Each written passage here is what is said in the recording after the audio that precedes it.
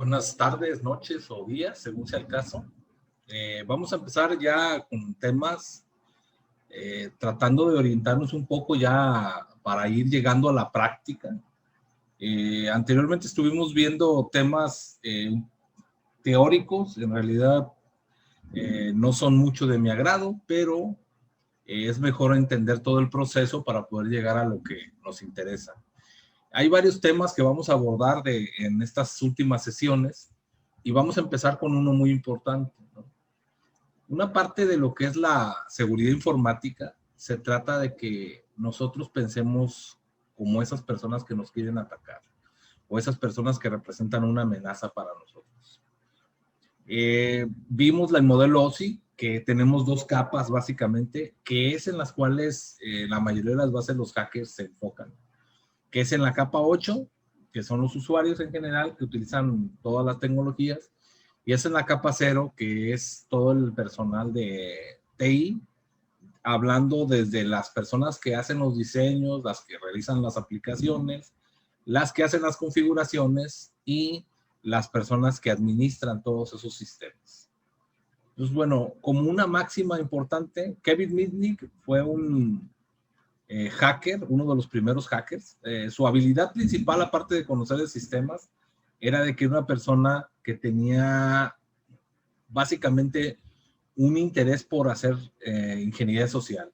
Se hacía pasar por otras personas, hacía una representación como actuación de su forma de como técnico, ingeniero o alguna otra persona de un área de sistemas, y a través de eso logró obtener muchísimas cosas. ¿Por qué destacó Kevin Mitnick? Bueno, fue de los primeros que empezaron a sentar las bases para lo que era el hackeo, pero ya en plataformas en nivel de red. Antes había habido hackers, posteriormente también hubo otros hackers. La mayoría no fueron populares, hubo muchos que hicieron algunos tipos de cosas cuando era más rústico el sistema de seguridad, pero él trascendió porque fue uno de los primeros hackers que fue perseguido por el FBI, pero su habilidad principal era lo de la ingeniería social. Entonces, su máxima de él era: los usuarios son el eslabón más débil de cualquier sistema de seguridad. Por lo tanto, vamos a comenzar a pensar fuera del círculo. Ya había mostrado esto en una sesión anterior, aquí nada más estoy retomándolo. Aquí tengo dos figuras.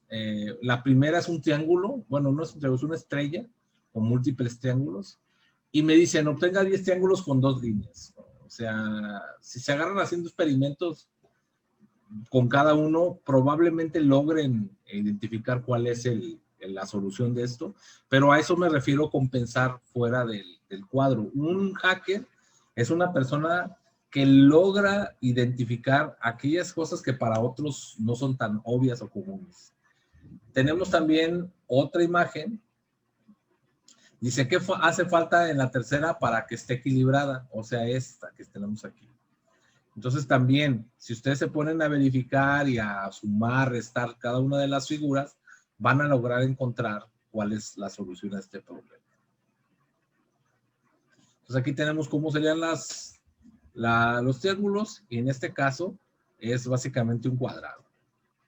Aquí hay otra operación en la cual sí me gustaría que alguien me diera una solución a este tema, de las personas que están ahorita participando. Dice, corrige la operación moviendo un solo fósforo.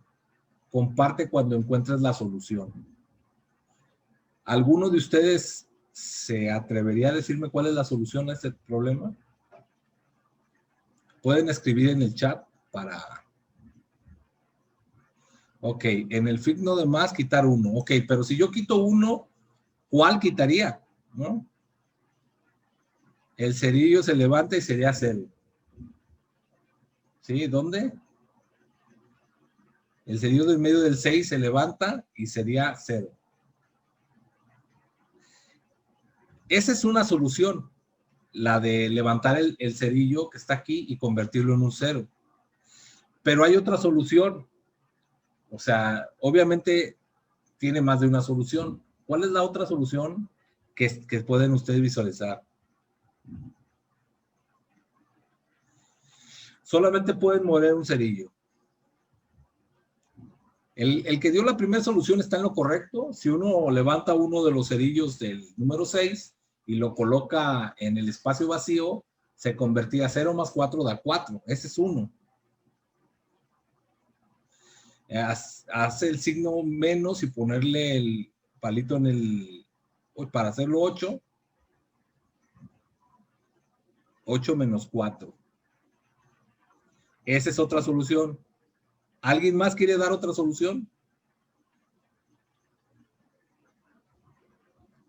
5 más 4, 9. Moviendo un cerillo, ¿dónde se pondría eso? Ok, la de 8 menos 4 ya la vieron. Hay otra solución, también muy simple. O sea, todas las que están diciendo ahorita, por la 8 menos 4, 5 más 4, todas esas son válidas. Hay una que no la han visualizado, pero es obvia. Si yo quito un cerillo del signo más, específicamente estoy hablando del cerillo vertical, y ese lo coloco en el signo igual, encima, voy a tener que 6 menos 4, pues obviamente daría 2, pero como el signo es diferente, 2 es diferente de 4. Esa es otra solución viendo fuera de la caja.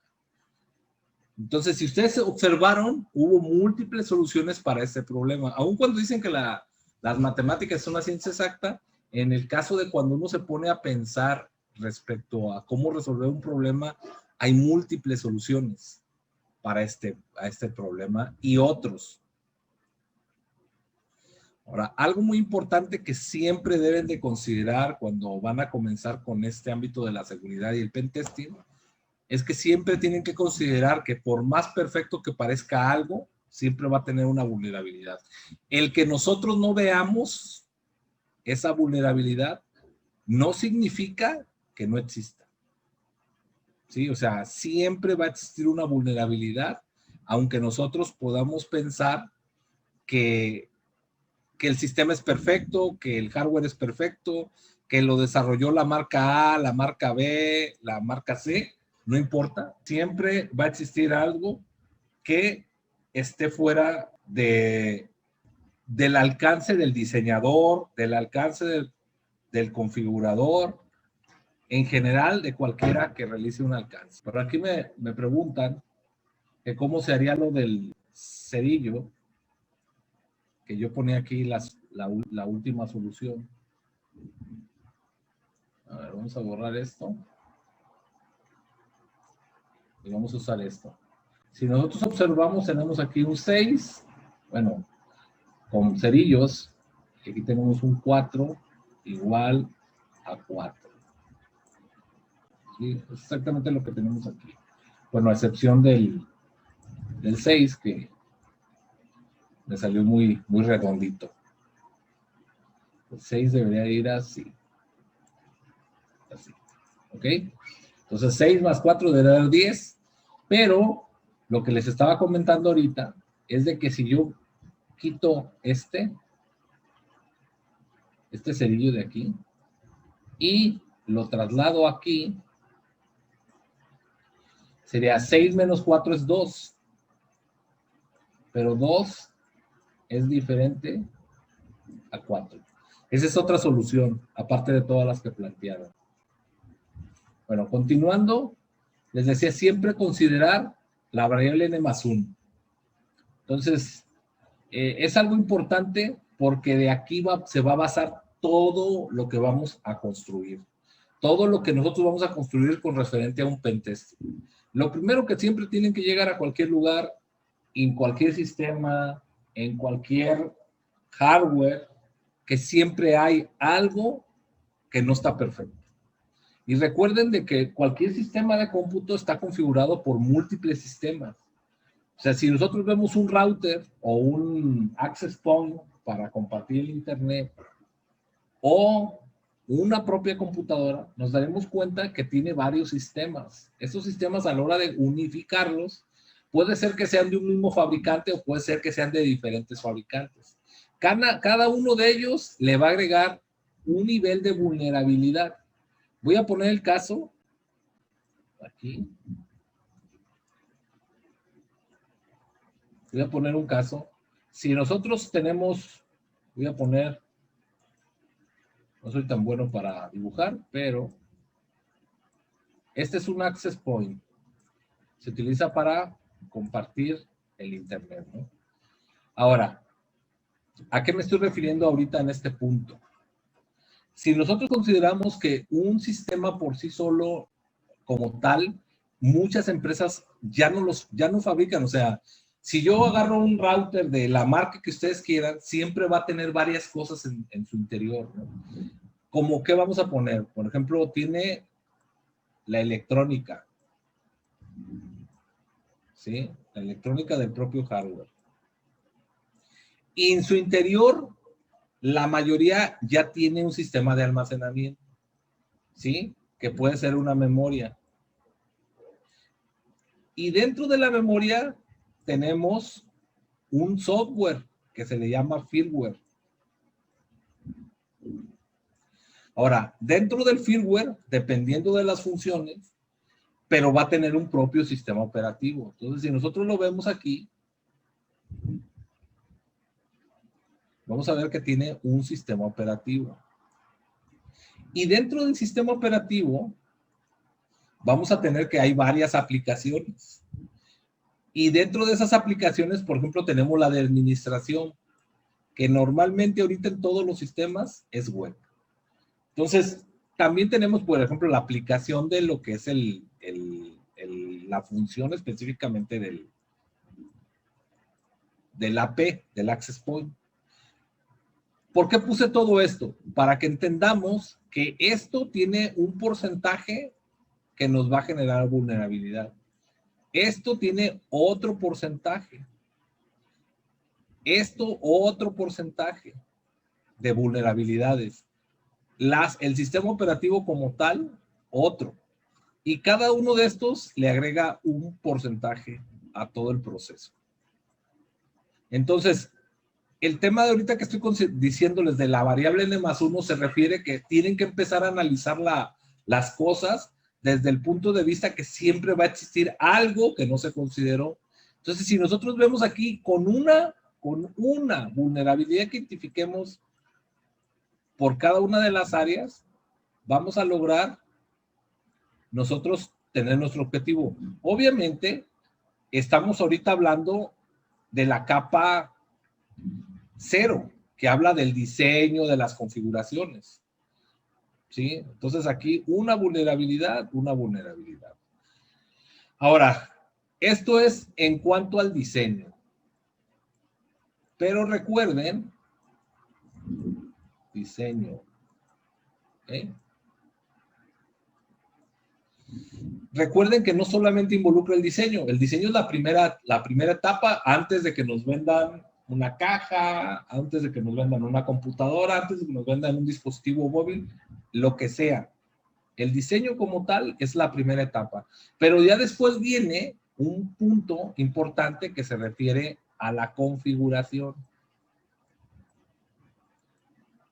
La configuración de un dispositivo, ya desde que nace un dispositivo, que le llamamos por default, vienen ciertos parámetros ya preconfigurados, porque la idea de la comercialización de todas las soluciones que hay en el mercado, llámese hardware o software, es de que el usuario final no tenga que pensar mucho cómo hacer las cosas.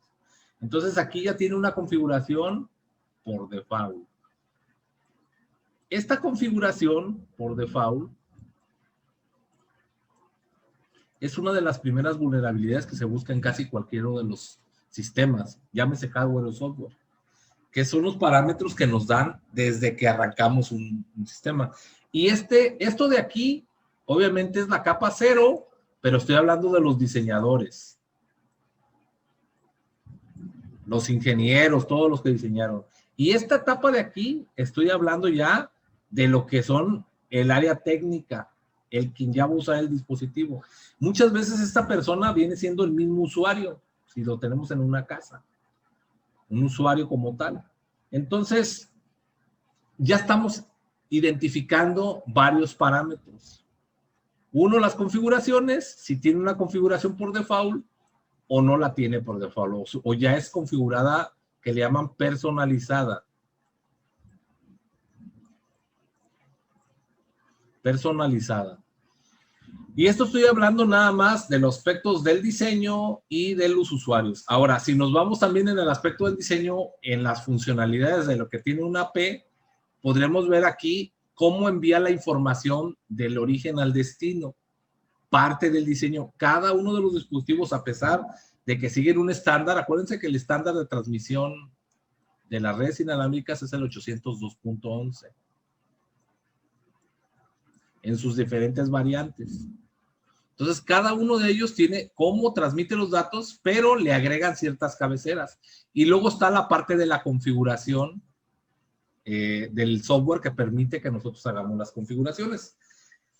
Como les mencionaba, si nosotros abrimos un aparato, nos vamos a dar cuenta de que en la electrónica tenemos varios componentes que pertenecen a diferentes fabricantes. Entonces, aquí ya le estamos agregando otro factor, los fabricantes de los chips, de los dispositivos. La otra es la integración que tienen. Cuando se diseña un dispositivo electrónico o una aplicación, muchas veces en las aplicaciones les llamamos APIs o web services cuando utilizamos APIs o software de terceros, pero en el hardware se le llama niveles de integración.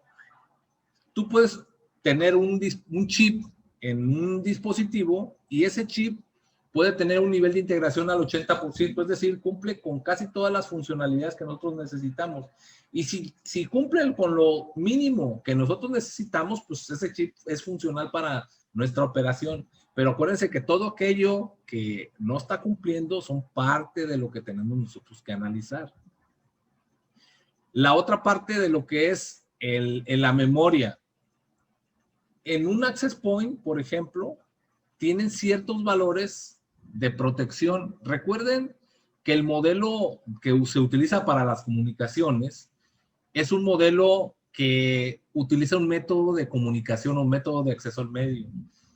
Básicamente, resumiendo, existen 3 métodos de acceso al medio. Es el método que permite detectar las colisiones, el método que permite evitar las colisiones y un método compartido. Cada uno se utiliza en diferentes infraestructuras. En fibra óptica se usa el token passing. El CCMA diagonal CD, que es Collision Detection, se utiliza en las redes cableadas. Y en las redes inalámbricas se utiliza uno que se llama Collision Avoidance, evitar las colisiones. ¿Cómo lo logran tener esto? Bueno, cada cierto tiempo, el dispositivo inalámbrico conecta y desconecta las conexiones que tiene activas y obviamente las almacena temporalmente en memoria y vuelve a realizar las conexiones. Es tan rápido esto que es imperceptible a menos de que estés analizando el tráfico de esa interconexión. Entonces, si nosotros vemos esto, entre menos memoria tenga un dispositivo o más dispositivos esté atendiendo, pues es más fácil que al momento de que genere ese reseteo, pues pueda tener ahí una vulnerabilidad que nos permite explotarla. Puse todo esto aquí para que nosotros nos demos una idea que siempre hay una forma de encontrar esa variable n más 1. Nada más es cuestión de que tengamos el tiempo. Hay algunas veces que hay personas que lo descubren por casualidad y otras, como no tienen todo el conjunto de paradigmas que las personas que nos dedicamos al ámbito de sistemas tenemos, entonces pueden detectarlo de una manera más rápido y aparentemente para nosotros es imposible, pero para ellos sí es posible. Entonces siempre consideren la variable n más 1. Ahora, ¿cuál es el método que yo prefiero para hacer un pentesting o un hacking ético? Yo le llamo KISS. Keep it simple and stupid. Voy a poner un caso. Si tú te fueras a robar un automóvil, que no creo que sea el objetivo de este curso ni de las personas que están aquí, tú lo primero que harías sería buscar lo más sencillo. ¿Qué es lo más sencillo para buscar si te quieres robar un automóvil? Primero, que no tenga muchas cosas que eviten que te lo robes. O sea, bueno, si ya es el objetivo que te lo tienes que robar eso, vas a tener que buscar alternativas. Pero si es que te quieres robar cualquier automóvil, entonces lo primero que vas a buscar es la facilidad de hacerlo. Que esté la puerta abierta, que tenga las llaves pegadas, que no tenga ningún elemento que bloquee que me lo pueda robar de manera fácil. Entonces, el método KISS, ese es el objetivo. Siempre buscar lo más simple, ¿no? Entonces, voy a dar unas recomendaciones. La primera, a través del método KISS. Ya mencioné ahorita de una AP, voy a ponerlo aquí, de un access point, ¿no? Entonces, lo primero, déjenme quitar esta imagen que está aquí en el fondo, que está causando, no se ve bien. Ok. Si nosotros vemos un access point, que es el ejemplo que tenemos, pero puede aplicar a otro equipo, un switch, puede aplicar a una computadora, puede aplicar a un dispositivo móvil, celular, tablet, lo que sea. Lo primero que tenemos que ver es descargar el manual del dispositivo del cual queremos hacer un pentesting, un análisis o lo que sea. Dentro del manual, nosotros vamos a encontrar mucha información referente a cómo está estructurado el sistema, el alcance, la cantidad de usuarios que puede disponer, y vamos a tener cuál es la dirección IP de acceso a ese dispositivo.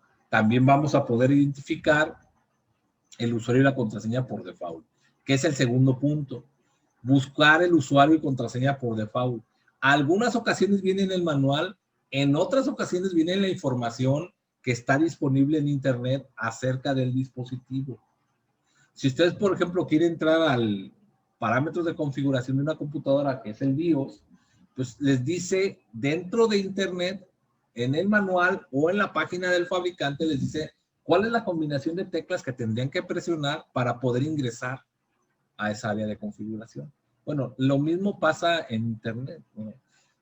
Busca el usuario y la contraseña por default. El primer lugar donde lo tienes que buscar es en el manual, el segundo en la página del fabricante, y tercero en foros. Más de alguien, o sea, ya ha de haber intentado hacer las cosas y lo ha identificado. Estos son los parámetros por default. Este es el usuario y la contraseña que tienes por default, ¿no? La tercera cosa que viene aquí, de acuerdo a la información recolectada, ingresar al portal vía web, si es el caso. Hay que recordar que hay varias etapas que ahorita las vamos a empezar a ver. En estas etapas, nosotros vamos a buscar perfilar a nuestro objetivo. ¿Cuál sería la manera más fácil que tendríamos nosotros para poder ingresar a un equipo, a una computadora u otro? Pero la primera, más importante de todo, es que tenemos nosotros que empezar por el método KISS, que es buscar lo más simple. Y lo más simple lo vamos a identificar generando un buen perfilamiento. No podemos estar haciendo o intentando hacer un pentesting sin conocer a nuestro objetivo. Si tú dices, yo quiero meterme a la computadora de mi jefe, a la computadora de la empresa, quiero cambiar la imagen del sitio web de la empresa, cualquier cosa que se les venga a la cabeza, o quiero verificar qué tan fácil es ingresar a los sistemas de la empresa, pero no tienen ningún conocimiento acerca de qué sistema operativo o qué dirección tiene o qué vulnerabilidades tiene, pueden pasar años y años y no van a lograr nada. Entonces, uno de los factores más importantes dentro de lo que es el pen testing o el hackeo ético es poder identificar bien con quién estamos tratando, cuál es nuestro objetivo. Si nuestro objetivo al que deseamos hacerle el pentesting lo conocemos perfectamente, podemos llegar a predecir cuáles serían sus rutinas y cuáles serían sus formas de protegerse. Algunas personas son muy obvias y no tienen ningún tipo de protección, pero eso no lo podemos nosotros tener a menos de que tengamos un pen testing. Entonces, el pen testing en la primera etapa nos ayuda a generar un buen perfilamiento de nuestro objetivo. Una vez que ya probemos las credenciales por default, que es un ejemplo, que es parte del método KISS, buscamos opciones técnicas alternativas. Algunas veces algunos dispositivos cuentan con métodos como puertas traseras. Una puerta trasera es una forma de ingresar al dispositivo. En teoría, nadie los debe conocer, más que los diseñadores, fabricantes, entre otros, tanto de aplicaciones como de hardware. Y su función principal es poder auxiliar cuando se presentan problemas, poder lograr identificar qué problemas son y llegar a una solución. No hay un equipo, no hay una aplicación que no lo tenga. Todos tienen un método alternativo para poder lograrlo. Claro, si son aplicaciones in-house, o sea, que son desarrolladas de manera interna y no se siguen metodologías de programación o metodologías de diseño, pues bueno, ahí ya estamos hablando de cosas muy diferentes, porque son aplicaciones que internamente se están diseñando. Pero las aplicaciones comerciales, tanto en sistemas operativos como en hardware, siempre tienen una puerta trasera. Estoy hablando de un ejemplo de un método alternativo. Pueden existir otros que nosotros no conozcamos. Por ejemplo, aquí, en este diseño que yo les planteé, yo les dije que tiene un ingreso web. Y un ingreso web, todo el mundo debe saber que debe de haber una aplicación que permita mostrar el sitio web para poder trabajar. Existen varios programas que lo hacen. Uno que está usándose mucho ahorita es el Nginx, pero también existe Apache. Y bueno, hay IIS y otros, dependiendo de la aplicación de desarrollo. Entonces, ya directamente tú puedes no atacar directamente el hardware ni nada de eso. Te puedes ir directamente a la plataforma que permite mostrar esa aplicación web. Hay que tener en cuenta de que, como les mencionaba yo, este porcentaje se debe a que el fabricante de este dispositivo no lo fabrica todo, ni lo diseña todo. Probablemente lo único que tenga de diseño de este aplicativo o de este hardware sea el diseño de su logo, de las presentación de la caja, del diseño del producto como tal, pero la mayoría de las veces les puedo decir que no se van a poner a diseñar una aplicación con una plataforma para montar su sitio. Ya van a agarrar algo que existe en el mercado y esté probado. Aparte, esto es gratis, pues con mayor razón. Entonces, en vez de ingresar directamente a tratar de ver componentes electrónicos, análisis de vulnerabilidades de la memoria, del firmware, del sistema operativo, directamente te vas a las aplicaciones comerciales. ¿Qué pasa con esas aplicaciones comerciales?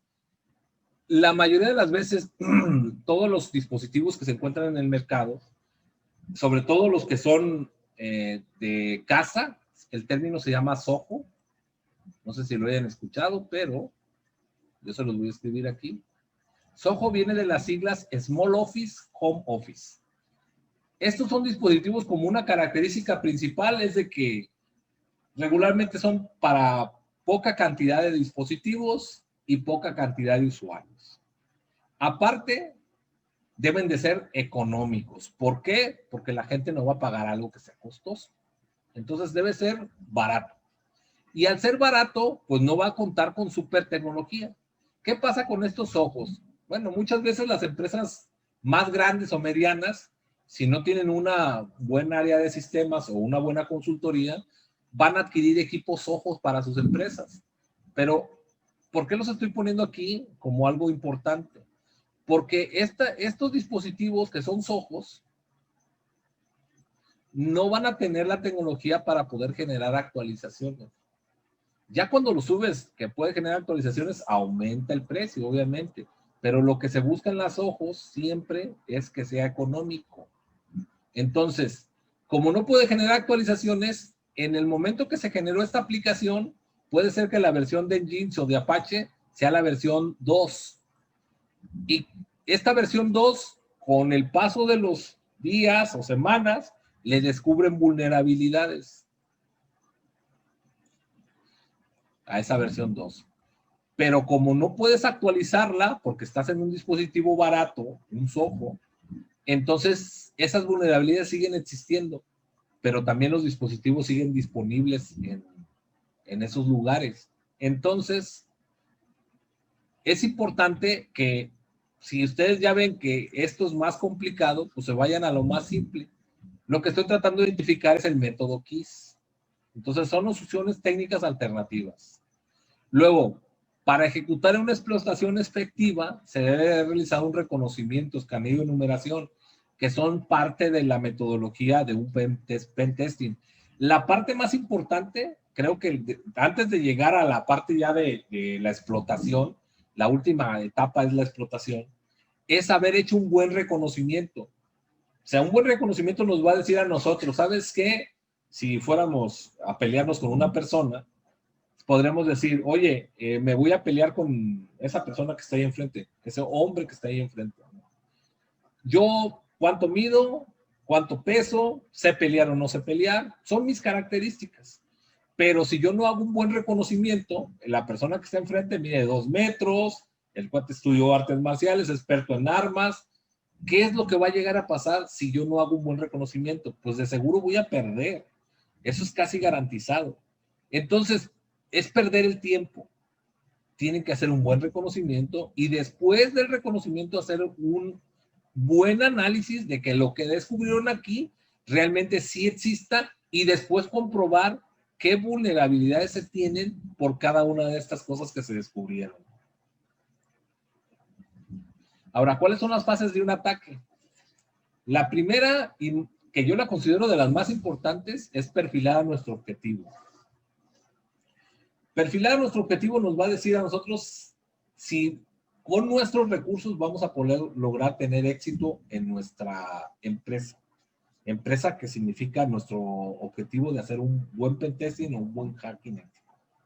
Si al momento de hacer la perfilación descubrimos que cumplen con todas las metodologías, usan las mejores prácticas para poder tener la seguridad adecuada en sus lugares de trabajo, la persona, el administrador es una persona capacitada, certificada, la persona mantiene todos los equipos, todas las aplicaciones con los parches, con las actualizaciones, cumple con criterios que le permitan evitar cualquier cosa, pues bueno, si yo quiero entrar a uno de sus sistemas, es obvio que no va a ser con el método KISS, porque cumple con todo lo que tiene que cumplir. En cambio, también el perfilamiento nos puede decir que ese lugar que vamos, voy a poner un ejemplo, un despacho contable.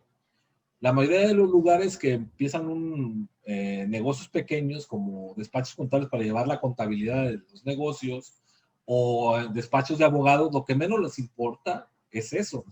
Para mala suerte de esas personas, estamos ya inmersos en que la tecnología es parte de casi todo, no de una sola cosa.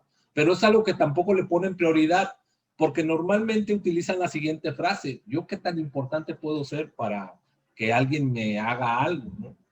La realidad es que muchas veces ni siquiera es porque sean importantes, es porque son parte de un reto. Si existen muchos challenges en línea, en diferentes clubs, que lo plantean como un reto, buscar demostrar tus habilidades ingresando a algún lugar. Y si usas el método KISS, pues vas a buscar el lugar más sencillo. Entonces, en la parte del reconocimiento nos va a permitir tener una visión clara al lugar donde vamos a hacer el pentest. Luego tenemos la parte de la exploración y el escaneo. La exploración y el escaneo es un punto que nos permite comprobar que lo que descubrimos en el perfilamiento es real. Nosotros podemos identificar que esa persona normalmente no hace respaldos. Cuando hacemos una exploración y un escaneo, podemos descubrir que sí realiza respaldos en cierto horario. Entonces podemos ir descartando todo aquello que en nuestro perfilamiento considerábamos que era real. Y con la exploración y el escaneo podemos comprobar que no es tanto así. Luego después viene otra etapa que se llama enumeración. Una vez que descartamos lo que descubrimos en nuestro perfilamiento, viene ahora sí identificar qué tantas vulnerabilidades tiene. Es enumerar las vulnerabilidades de ese objetivo. Entonces, para la enumeración, es muy importante siempre que contemos tanto con herramientas de hardware como software y haber hecho una ingeniería social. La mayoría de las veces se piensa que el pen testing solamente se reduce a estar usando programas desde una computadora, que es la imagen que se vende mucho en internet con las películas, pero no es así. O sea, involucra más allá. Y acuérdense que hay enumeraciones pasivas y enumeraciones activas, igual que en el escaneo.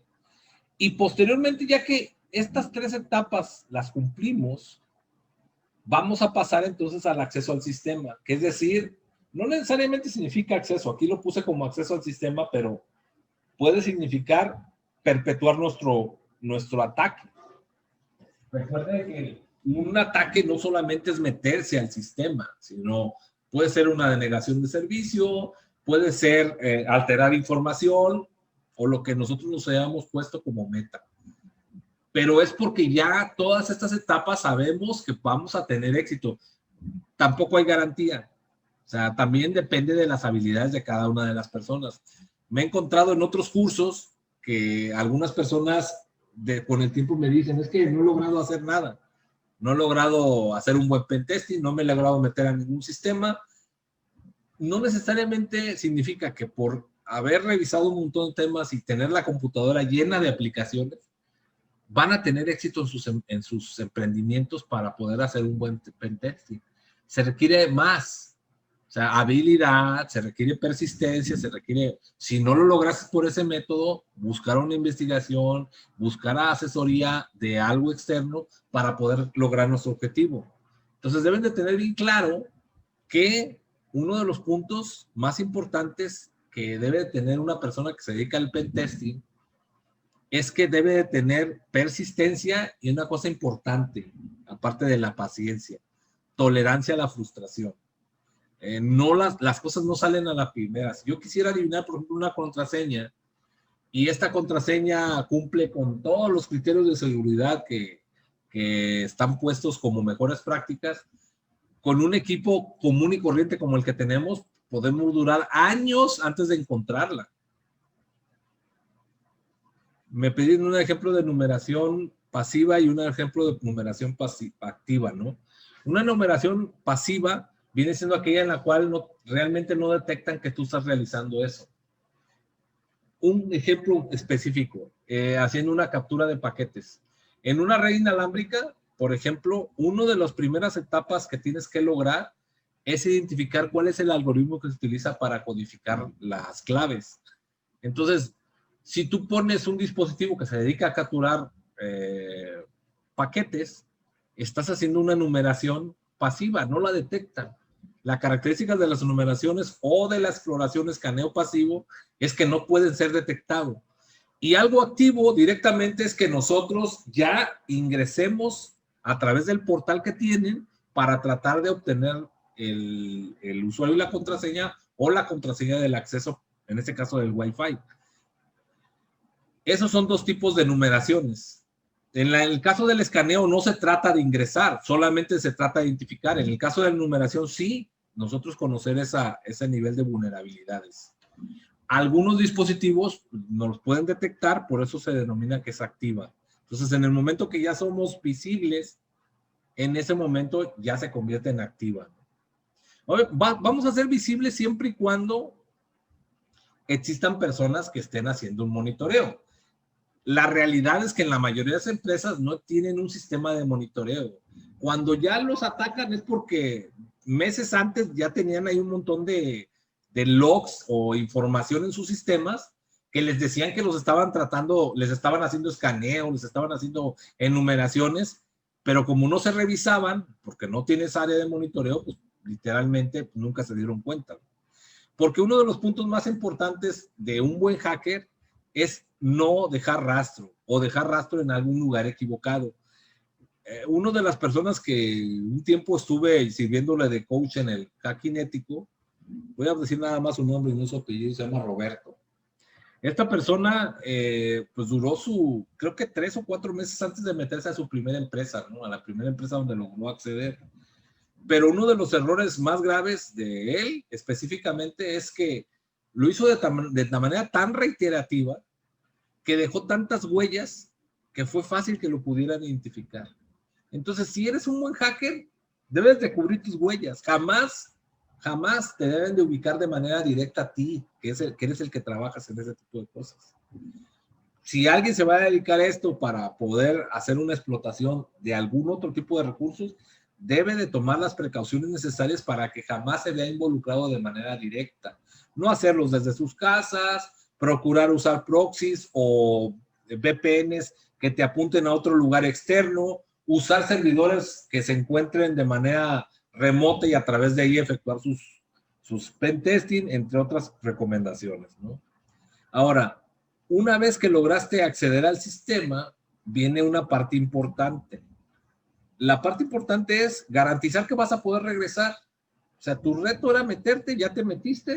Obviamente, como comentamos, existen muchos tipos de ataque. O sea, estoy hablando uno específicamente el de acceso. Pero si está el de modificación, está el ataque de denegación de servicio, está el obtener información, etcétera. Bueno, una de las cosas que debes de garantizar siempre es que puedas seguir haciéndolo.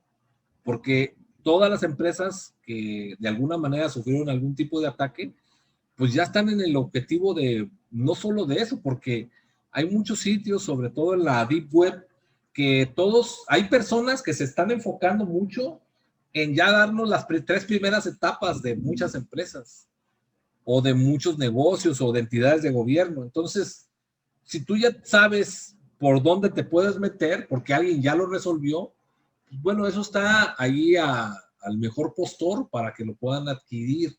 Entonces ya nada más es que tú puedas mantener la forma de seguir ingresando.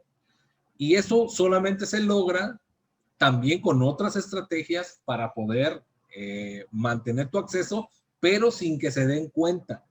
Obviamente en el perfilamiento te darías cuenta, tú notarías que no tienen una administración, no tienen un monitoreo, que realizan la revisión de los logs solamente cuando se presenta un problema en el servidor. Pues eso va a ser más simple, ¿no? Porque de aquí a que se enteren cuando te efectuaron el ataque, pues ya habrá pasado muchísimo tiempo y vas a mantener el acceso, pero lo primordial es que siempre dejes algo para poder volverte a conectar. En el caso si es un ataque de acceso. En el caso que son los ataques de modificación, que puedas regresar a hacer las alteraciones cuando tú así lo consideres. Y en el caso de las denegaciones de servicio, pues que esté a tu disposición quitarles o no los servicios de acuerdo a como tú los consideres, ¿no? Entonces, es parte de todo el proceso. Ahora, aquí hay un tema que yo no puse que viene aquí en esta etapa, principalmente. Es el tema de ocultarte. Jamás deben de saber que tú te encuentras que tú ingresaste a ese lugar. Es más, nunca deben de saber eso, ocultar tus huellas. Entonces siempre deben de tener en mente eso ustedes, ocultar huellas.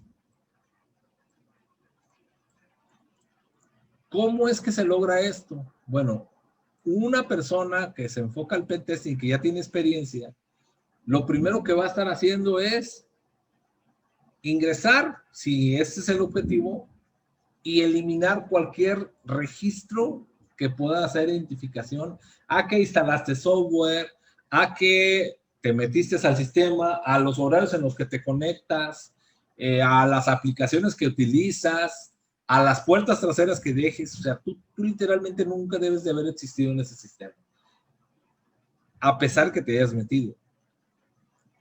Cosa muy distinta es cuando es un reto, pues el objetivo principal es que se den cuenta que estuviste ahí, ¿no? Pero muchas personas que hacen ataques de alteración, por ejemplo, de información, como cuáles, pues los hemos visto. O sea, tú cambias el logo de una empresa, de una entidad de gobierno, les pones otro tipo de cosas totalmente ajenas a esa empresa o esa organización, y tú les quieres demostrar que hiciste esa cosa. Hay una organización que se llama Anonymous, está conformada por muchísimas gentes, no todos son hackers, la mayoría son hacktivistas, pero bueno, sí existen hackers ahí, que su objetivo es la protesta social, pero la protesta social a nivel informático. Entonces quieren hacerse notar. Y para hacerse notar se tienen que dar cuenta de, pues, de que hicieron alguna cosa, ¿no? Muchas veces ellos ya estaban adentro de los sistemas y lo único que hicieron fue revelar que estaban ahí cambiando algo de información, ¿no? O presentando sus protestas con los diferentes sitios. Entonces, es importante de que si no es su objetivo generar una protesta social, más bien un pentesting u otra definición de lo que ustedes quieran lograr, siempre tienen que ocultar sus huellas. Jamás deben de estar en ese lugar. Ahora, ¿cómo ocultar huellas aparte de borrar logs y todo? Ustedes deben de haber hecho un buen reconocimiento para saber cuáles son los límites en los cuales se valida que ustedes estuvieron ahí, o sea, o que alguien más estuvo ahí. Voy a poner un caso, los estados de cuenta bancarios. Normalmente muy pocas personas hacen una revisión de cargo tras cargo, descuento tras descuento. ¿Qué es lo que hacen? Consideran un rango, más o menos. Yo tengo que tener una cantidad de 1,000. Y ustedes revisan su más o menos 50 pesos o 100 pesos, no sé, o dólares, la moneda que le quieran poner. Entonces, ustedes agarran su estado de cuenta y van a decir, bueno, yo tengo 990. Está en mi rango. Tengo 110. Estamos en mi rango. Pero si ustedes agarran el estado de cuenta y dicen 700, ya van a agarrarse revisando, ver qué pasó. Si yo debería tener un rango que podrían ir de 1,000 pesos o de $1,000 o la cantidad que ustedes quieran, más o menos. Entonces, en ese momento ustedes ya ponen atención más al detalle. Pero eso lo deben de revelárselo en el reconocimiento. Ahora, aquí vienen algunas de las actividades que se realizan en cada una de esas etapas. Por ejemplo, la etapa de lo que es el descubrimiento es la etapa del reconocimiento. Estas dos partes, alcance y descubrimiento. ¿Qué es el alcance? Es lo que nosotros tenemos que proponer lograr. ¿Qué sistemas tiene? ¿Cuáles son los dominios que tiene? ¿Cuáles son los direccionamientos IPs que tiene? Y en realidad, ¿qué objetivos son los que yo pretendo alcanzar para con esa meta o ese emprendimiento que tengo yo que hacer para un pentesting? Después viene el descubrimiento. En el descubrimiento viene la parte del escaneo, y aquí en el alcance y el descubrimiento, que básicamente son estas dos etapas, reconocimiento y exploración, viene encontrar la información de todo lo relevante de esa empresa, luego a qué partes estoy interesado.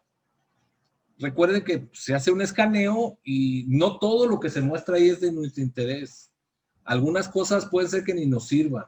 ¿Por qué? Porque, por ejemplo, si yo identifico que nada más tiene abierto el puerto SMTP en un sistema, SMTP se utiliza para el envío de correos electrónicos. Pues yo sé que al enviar correos electrónicos, normalmente esos nada más están de salida ese tipo de puertos. Entonces puede ser que no sea de mi interés. Ahora, vienen los escaneos pasivos, son todos en los cuales no nos permiten identificarnos, o sea, jamás van a saber que estuvimos ahí. Los escaneos activos, bueno, es cuando ya instalamos herramientas dentro del sistema, y si tienen un sistema de monitoreo, o sea, y buenos administradores, van a percatarse que estuvieron ahí.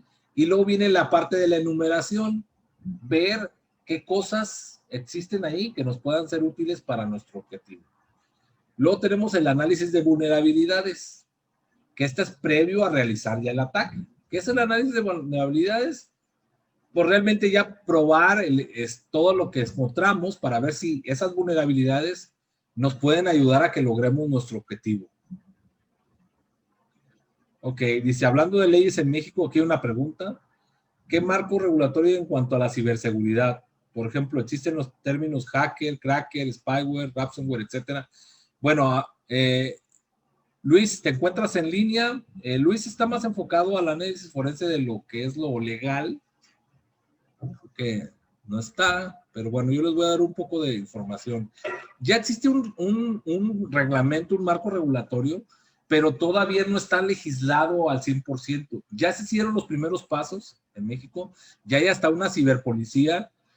Obviamente están en una etapa de capacitación y tampoco tienen el personal más preparado del mundo ni nada. O sea, están en una etapa de crecimiento muy rudimentaria, nada comparado, por ejemplo, con Estados Unidos, pero ya existen aquí.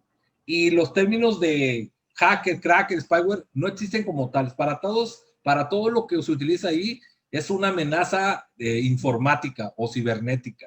No existe un término que clasifique los tipos de ataques y que le pueda dar una tipificación. Por ejemplo, en el caso de ransomware, que es un secuestro informático, no está identificado como tal, es un ciberataque. Todo lo que es un ataque cibernético, para la legislación es lo mismo. Se hayan robado una computadora, la información de la computadora, o tú hayas hecho un bullying, por ejemplo. Ese es un ataque cibernético. Un bullying se refiere a que estés molestando a alguna otra persona con información equivocada o haciéndole memes o algún otro tipo de cosas. Entonces, no está tan legislado aquí en México todavía que se pueda llegar a marcar como que lo puedas usar en un juicio legal. Todavía no, pero ya existen reformas que nos están llevando para allá, sin tener una tipificación de esa manera para que puedan ser identificados. Ok. Posteriormente, bueno, aparte, complementando esto que te estaba mencionando, demostrar que alguien te hizo alguna actividad, no es que sea imposible, pero es casi imposible. Porque llegar a esos puntos es como, voy a mencionar algo que está fuera de lo que es el ámbito informático, pero y de hecho ya ni siquiera es tan legal. Hablando de las causales de divorcio, ¿no? Cuando se van a separar las parejas. Anteriormente existía en la ley una cuestión que le llamaban lo que es la parte de la infidelidad, ¿no? Y esa parte, pues si te descubrían, obviamente era una causal de divorcio donde casi le estabas dando gane a la parte demandante. Actualmente eso ya no es tan cierto, pero a ver, ¿cómo comprobas esa parte? Pues tenías que encontrar a la persona en el pleno acto. O sea, trayendo hasta el notario o el Ministerio Público para que pudiera levantar un acta de que así pasaron las cosas. Entonces, si tú observas eso que estoy mencionando, es muy complicado, sí puede llegar a darse, pero es muy complicado. Pero en el ámbito informático todavía es un poco más complicado porque es impersonal. Y como nuestra policía informática todavía está muy limitada, entonces es algo casi imposible que se pueda demostrar. Bueno, continuando con los temas, tenemos la parte de la intrusión. Ya la parte de la intrusión ya sabemos por dónde vamos a llegar y vamos a perpetrar el ataque. Como les decía, puede ser que sí tengan éxito, puede ser que no lo tengan. Depende de las habilidades de cada uno y la investigación que se realizó. A veces en las primeras etapas, literalmente la mayoría abandona el emprendimiento, considera que no es algo que pueden lograr o no es para ellos, ¿no? Muchas personas se van también con la finta de que van a usar una herramienta y eso les va a dar la solución a todos los problemas que tienen de ciberseguridad y van a ser buenos pentesting y literalmente los van a considerar ya como hackers éticos certificados. Y no, hacer una intrusión te lleva a que uses múltiples herramientas y algunas ocasiones tú tienes que diseñar las herramientas. No es nada más que uses unas herramientas de otros, porque las herramientas que diseñaron otros están diseñadas para un contexto. Ya en el ámbito de que es la intrusión, a diferencia de las etapas anteriores donde hay una estandarización respecto a las herramientas, Aunque se pueden buscar mejores herramientas, construirlas uno mismo y después se pueda compartir. Pero en la etapa de la intrusión ya va más con la expertise y va con las habilidades que tiene cada uno de ustedes. Ok, una vez que se logra perpetrar el ataque, sea de denegación de servicio, sea una invasión directa o intrusión o modificación, viene la parte que si es un buen pen testing, pues un informe ejecutivo y un informe técnico. ¿Qué es un informe ejecutivo? ¿Cómo se realizó el ataque? O sea, ¿qué etapas se siguieron? ¿Cómo se lograron? Sin ser tan específico. Y el informe técnico es por qué se logró llevar a cabo ese ataque. ¿Qué tipo de cosas se encontraron que no eran tan funcionales? En días pasados estaba viendo una tecnología y una capacitación de Kubernetes. Kubernetes es una tecnología que existe para administración de microservicios y de contenedores. Pero bueno, es un tema más de programación que del ámbito del hacking. Pero una de las cosas que tienen ya la mayoría de los microservicios y lo que es el espacio de Kubernetes es que debe de tener una tolerancia a los fallos. O sea, debe de ser el sistema capaz de reaccionar y continuar el servicio a pesar de que tuviera fallos. Le llaman tolerancia al caos. Y la tolerancia al caos literalmente significa que cada vez que se perpetra un ataque, el sistema debe estar preparado para responder y dar la mejor respuesta para continuar los servicios. Entonces, parte de ese informe, tanto en el ejecutivo como en el técnico, tiene que ver con qué tal bien funcionaron en el caos. Y luego, posteriormente, vienen las remediaciones, o sea, solucionar los temas que se encontraron para poder evitar que se puedan llegar a presentar por un ente externo. Aquí voy a ser muy específico. Si nosotros realizamos un ataque a nuestra propia infraestructura, es probable que descubramos cosas, pero es mejor que lo haga siempre un externo, alguien que no esté familiarizado con todo lo que ustedes tienen. Porque eso que ustedes tienen también tiene vicios respecto a cómo lo abordan. Entonces es importante que ustedes siempre tengan en consideración que no solo es el hacer un pentesting para mejorar nuestra propia infraestructura, sino que alguien más con otros paradigmas pueda llegar a probar lo que nosotros tenemos. Vamos a entrar ya entonces en materia con la primera etapa del pentesting, que es el reconocimiento. Recuerden que el reconocimiento es perfilar. ¿Sí? Aquí hay algo que siempre pongo en las presentaciones. Abraham Lincoln decía, dame 6 horas para cortar un árbol y pasaré las primeras 4 afilando el hacha. Se refiere básicamente que se va a tomar el tiempo necesario para garantizar que lo que va a usar le va a funcionar. El problema de muchas veces de los que se pone uno a realizar es que no tiene ninguna clase de planeación. Y al no tener una planeación o una buena definición de qué es lo que se espera lograr, pues resulta siempre ser un fracaso. Pero algo más importante, si no conoces tu otro objetivo, tampoco vas a poder lograr nada. O sea, probablemente con casualidad, pero no porque realmente te hayas preparado correctamente para lograr eso. Ahora, ¿qué es el reconocimiento?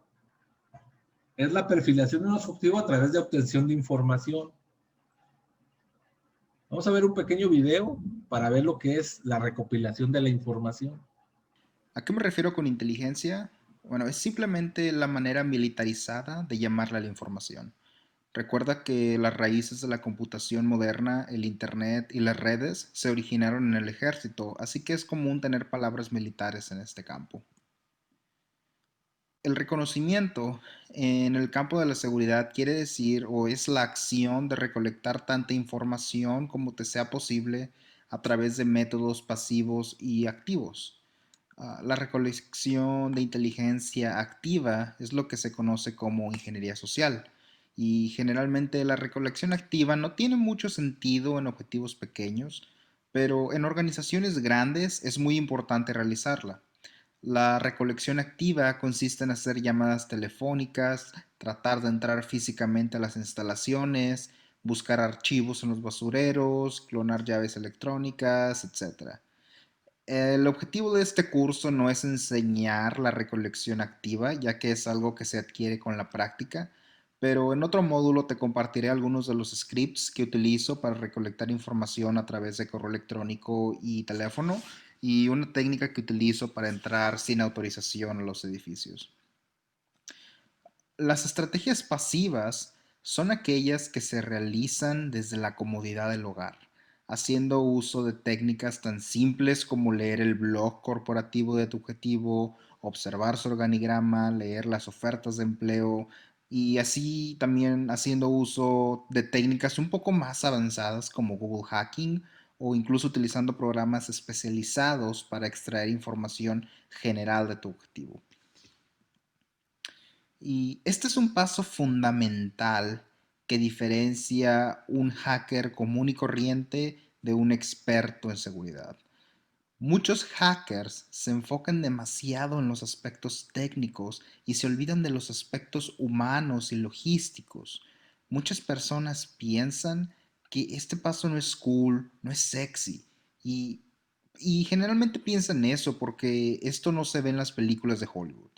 Pero déjame decirte algo, los atacantes que realmente hacen daño son atacantes que entienden el modelo de negocio y la logística de su objetivo, de tal manera que siempre atacan donde existe el mayor impacto.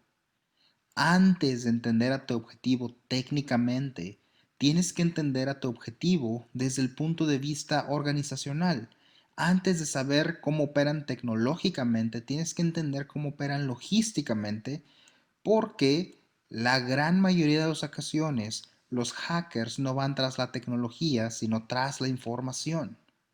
Además, un beneficio adicional de hacer un buen trabajo recolectando esta información es que si llegas a hacer un reconocimiento activo, tienes información muy valiosa que puedes utilizar en tu ventaja, como nombres, posiciones e incluso puedes obtener el plano del edificio para poder desplazarte con seguridad y confianza dentro del edificio si es que llegas a entrar y sin levantar sospechas.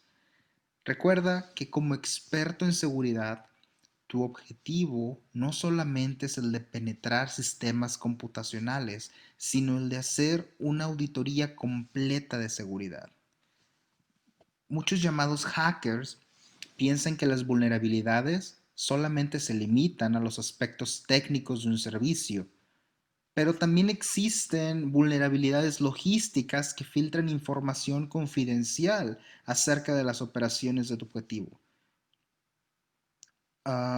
Recuerda que un experto en seguridad ve la organización desde diferentes puntos de vista y determina cuáles son los eslabones más débiles de la misma y dónde se está filtrando esta información voluntaria o involuntariamente. Por ejemplo, cuando Estados Unidos inició la operación Zorro del Desierto en 1998, la información fue filtrada en USA Today semanas antes de que esta operación se llevara a cabo. ¿Cómo? Muy sencillo. El ejército de Estados Unidos no tomó la precaución de clasificar sus órdenes de requisición, por lo que un reportero de USA Today observó que el ejército estaba entrenando a sus soldados en lenguajes y cultura árabe, se encontraba comprando equipo a prueba de arena y camuflaje para el desierto, entre otras cosas. Y dadas las interacciones anteriores de Estados Unidos con Irak, como la firma del Tratado de Liberación de Irak, fue fácil para el periodista sacar conclusiones y escribir sus especulaciones acerca de los planes del ejército americano. Pero bueno, basta con la clase de historia. Aquí te voy a mostrar algunos de los lugares más comunes donde se filtra la información en las organizaciones. Generalmente en los blogs de las compañías, en sus sitios web o en algún lugar donde publiquen las notas de prensa, es donde comúnmente se va a filtrar mucha información acerca del modelo de negocio, la visión de la compañía, la estrategia de la compañía, quiénes son sus socios e incluso nombres y posiciones de sus ejecutivos. Si estás auditando una compañía pública, es muy probable que el gobierno le solicite llevar un registro de sus operaciones. Generalmente, este registro se obtiene a través de los portales de transparencia del gobierno de tu país. Y ese es otro lugar donde puedes encontrar nombres, inversionistas, requisiciones, posiciones, etcétera. Y el lugar por excelencia donde se filtra más información técnica es en los portales de trabajo. Ve al portal de trabajo y observa qué tipo de posiciones ofrecen. Busca si tienen un departamento de tecnología o de ingeniería. Y, y en algunos casos, algunas compañías solamente ofrecen posiciones que no son técnicas. Esto quiere decir que es muy probable que tu objetivo subcontrate a su equipo técnico, y es en este tipo de ambientes o compañías en donde los ataques de phishing son altamente efectivos. Y esto es particularmente cierto si tu objetivo es una compañía de tecnología, ya que generalmente el eslabón más débil de este tipo de compañías se encuentra en su página de ofertas de trabajo, porque tienden a publicar información específica como el tipo de ruteadores que utilizan, el tipo de bases de datos, qué lenguajes de programación, qué servicios, sistemas operativos, etcétera. Busca específicamente ofertas de empleo para ingenieros de red o administradores de sistemas, y vas a ver un sinfín de información valiosa que puedes utilizar en, en otras partes de este proceso de reconocimiento. Y el segundo eslabón más débil en compañías de tecnología son las redes sociales, especialmente LinkedIn. Busca empleados de tu objetivo en LinkedIn y lee la información de su perfil. Esto es particularmente sencillo si te encuentras bien conectado. Por ejemplo, cuando audité a los ingenieros de la competencia de mi compañía, de inmediato supe que en su stack utilizaban Perl, Java, Hive y Hadoop. Sé que utilizan Amazon Web Services para hospedar sus sitios. Sé que su portal público utiliza HAProxy para Load Balancer y Nginx como web server. Y sé que utilizan Nagios para monitorear sus servidores. Y también sé que su servidor de producción solamente se puede accesar a través de SSH con un archivo PEM. Y también sé que utilizan toda la suite de Atlassian, los creadores de Bitbucket, en su ambiente de desarrollo. Y toda esa información la recopilé sin tocar un solo programa en mi computadora. Y simplemente observando el portal de empleo y viendo los perfiles públicos de sus empleados en LinkedIn. A continuación te voy a mostrar una serie de ejemplos en donde puedes ver que es cierto. Por ejemplo, en el ejemplo que tienes en pantalla, es una compañía de cable, es una de las compañías de cable más grandes de Estados Unidos, Time Warner Cable.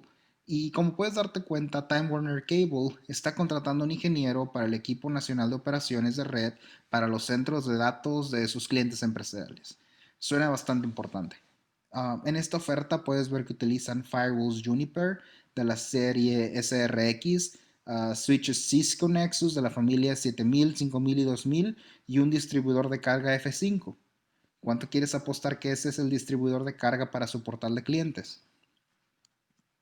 En esta otra imagen puedes ver que es una oferta de trabajo de una petrolera que pertenece a la lista de Fortune 10, es decir, que es una de las 10 compañías más grandes del mundo.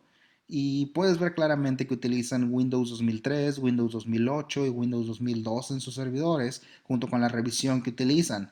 ¿Sabes que hay más de 200 vulnerabilidades solo para Windows 2003 R2?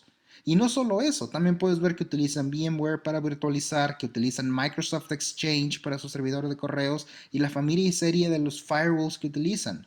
No me sorprende en lo absoluto porque estas compañías son atacadas día con día.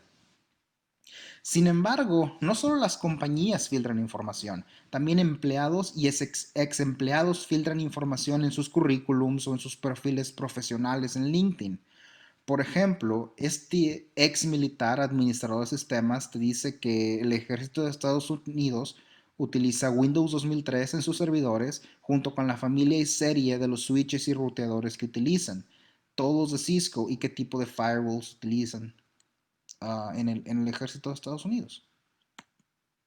Um, Sin embargo, sé que no te uniste a este curso para aprender cómo explotar la información de LinkedIn o Google, y sé que estás aquí porque quieres aprender las herramientas y los comandos y todo lo que se ve en las películas de Hollywood. No quiero desilusionarte, pero el trabajo de un experto en seguridad es mucho más humano de lo que te imaginas. Y sí, sí te voy a enseñar a utilizar las herramientas, pero no me gusta enseñarte las herramientas irresponsablemente, o al menos sin entender los métodos alternativos que puedes utilizar cuando no tengas acceso a las herramientas. Así que antes de ver cualquiera de los videos donde te enseño a utilizar las herramientas, mira el video que hice sobre Google Hacking, porque ahí te enseño técnicas que te permiten utilizar estas herramientas efectivamente. A continuación, te voy a nombrar tres de las herramientas que te ayudarán a automatizar la tarea de recopilación de la información. La primera es Foca. Foca es una herramienta que fue desarrollada por españoles. Esta herramienta te permite analizar los metadatos que se almacenan en los archivos. Con Foca puedes encontrar qué versiones de programas utilizan tus objetivos, qué sistemas operativos, las fechas de creación, qué usuarios e incluso en algunos casos puedes encontrar qué redes se encontraban en la computadora de tu objetivo.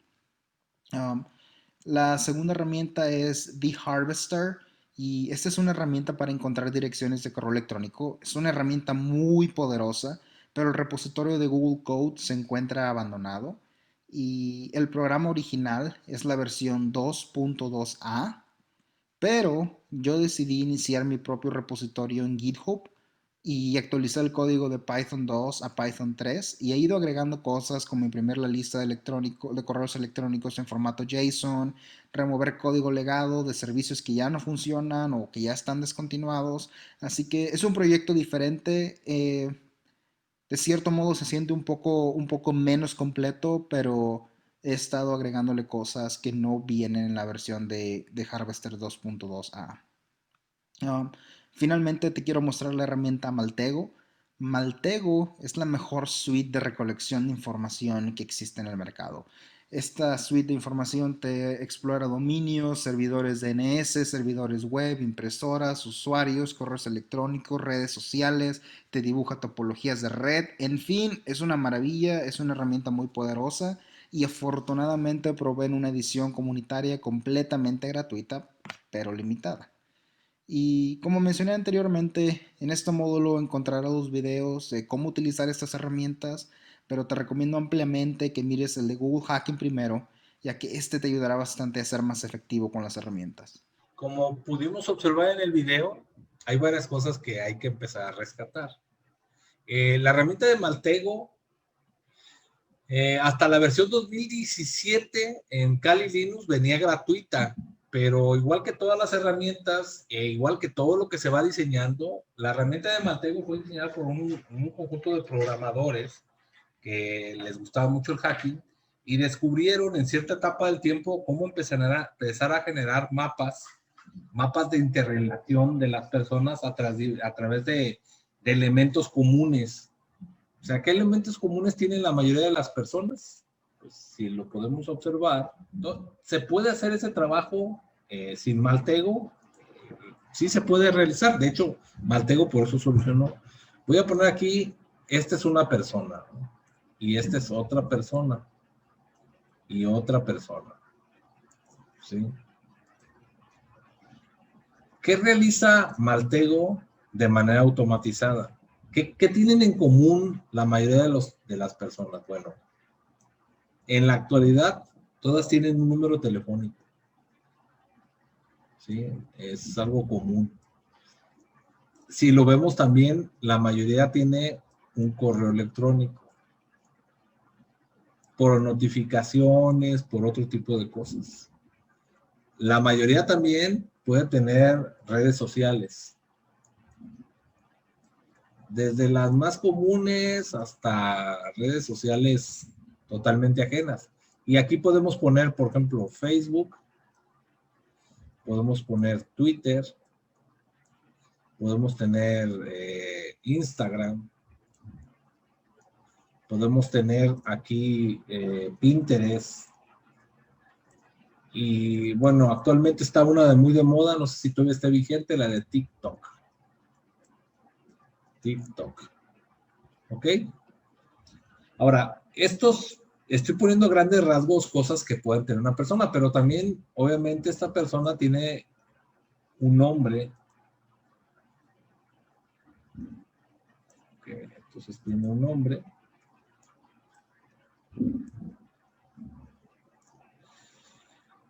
Y cada una de ellas, con estos elementos que estoy planteando aquí, tiene una huella digital. O sea, todo esto se le llama huella digital.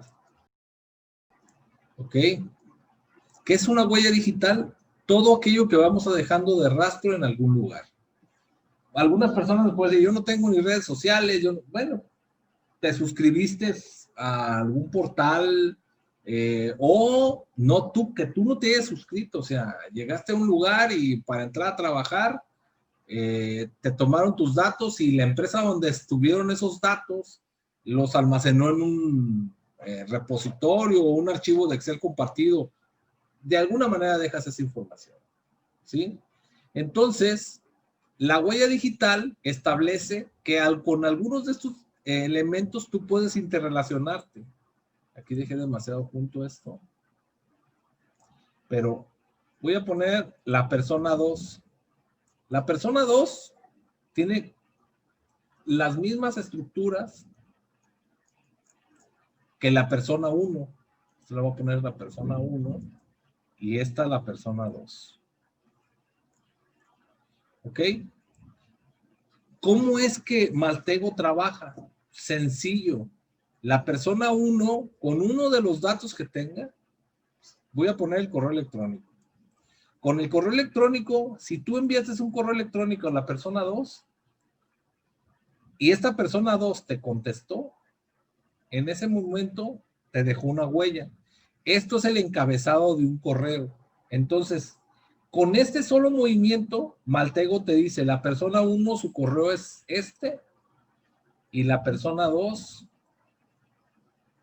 su email es el siguiente. Email. Ahí. Su email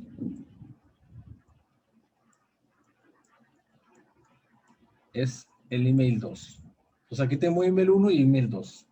Entonces ya tengo una interrelación y así como lo veo de manera gráfica, el programa de Maltego permite ir uniendo todo eso, de tal manera que, por ejemplo, si la persona 2, que ya tengo su correo electrónico, envió el correo a una persona 3, en ese correo, dentro del propio correo en su cabecera, se tiene información ya muy específica. Por ejemplo, tienes tú un nombre de usuario. Un nombre de usuario. Y el nombre de usuario, en poco más del 60% corresponde a la abreviación por las nomenclaturas del nombre y el apellido. Entonces, con esta información de aquí, obtienen parte del nombre. Pero si a su vez este correo lo manda una persona 3, entonces cualquier huella que tú dejes, el Maltego la va a identificar y me va a decir que esta persona tiene el email 3. Y empieza a generar este mapa conceptual. ¿Cómo se puede realizar eso de manera manual? A través de búsquedas en Google, a través de búsquedas de portales. O sea, tú puedes empezar a buscar si de alguna manera en algún lugar está registrado el número telefónico, en algún lugar está registrado el correo electrónico, si en las redes sociales aparece, si algún documento de registro del colegio, de la universidad, del registro de profesiones. Si alguien quiere investigar a una persona, pues también puede identificarlo por a través del registro de profesiones, y eso lo puede ir mapeando de manera manual. La herramienta de Maltego lo que hace es que te lo hace de manera automatizada. Pero esto se puede lograr a través de programación con Python, por ejemplo. Entonces tenemos dos tipos de reconocimiento, el reconocimiento pasivo y el reconocimiento activo. El reconocimiento pasivo es el que les estaba mencionando, que realmente lo realiza, puede hacerse de manera automatizada con una herramienta como Maltego, o se puede hacer a través de métodos tradicionales de manera manual. Si quieren ustedes automatizarlo y no quieren pagarle a Maltego, pues pueden construir su propia herramienta con Python, ¿no? Luego tenemos el reconocimiento activo. El reconocimiento activo empieza con algo muy simple como barridos ping, pero como es en la etapa de reconocimiento, no es tanto el objetivo, porque todavía ni siquiera sabes cuál es el direccionamiento, pero lo ponen aquí de ejemplo. Un reconocimiento activo podría ser directamente mandarle un correo a la persona, ¿no? O sea, si ya tienes el correo electrónico de esa persona, pues mandas un conocimiento. Recuerden que activo significa que estamos haciendo una invasión, o sea, nos pueden llegar a detectar. Y reconocimiento pasivo es aquel que pasa totalmente desapercibido, ¿no? Ahora, ¿por qué es necesario recopilar información? Las etapas, ¿por qué es necesario recopilar información? Bueno, porque en base a ese conocimiento nosotros podemos llegar a determinar cuál es el nivel que tienen esas empresas o esa persona a la cual estamos perfilando. Si nosotros tenemos algún tipo de ya información muy específica, eso nos puede ayudar a nosotros a detectar la siguiente etapa. Si yo quiero, por ejemplo, invadir una empresa, pues lo primero que tengo que saber es qué es lo que tiene en la puerta. ¿Y qué es lo que tiene en la puerta? Regularmente es un router, un firewall, o puede ser algún dispositivo como un modem u otro tipo de herramientas. Pero esto se puede lograr a través de ese escaneo o ese reconocimiento que estaríamos haciendo a través de las redes sociales. La otra parte, por ejemplo, lo del que es el reconocimiento del direccionamiento IP, eso también nos ayuda a nosotros. Por ejemplo, si ustedes hacen una investigación de diferentes, hay herramientas que vamos a estar trabajando con ellas, que nos permiten, por ejemplo, determinar a través de búsquedas, ponerle una universidad. Uno de los ejemplos que hago es con la Universidad Autónoma de Nayarit. Tú puedes llegar y encontrar quién es el encargado del sistema solamente buscando a través del dominio, quién es el que está dado de alta, qué es lo que tiene y cuál es hasta su número telefónico o la extensión que tiene, cuál es el cargo y la preparación. Pero eso se hace a través del reconocimiento. Ok, ¿qué preguntas son las más comunes que debemos responder? Primero, ¿qué sabemos de nuestro objetivo? ¿Qué sabemos de nuestro objetivo?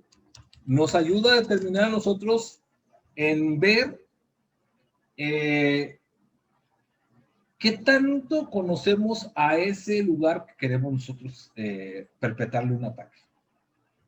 O sea, ¿qué sabemos de ellos? O sea, ¿a qué se dedican? ¿En dónde están ubicados? ¿Cuántas personas trabajan en ellos?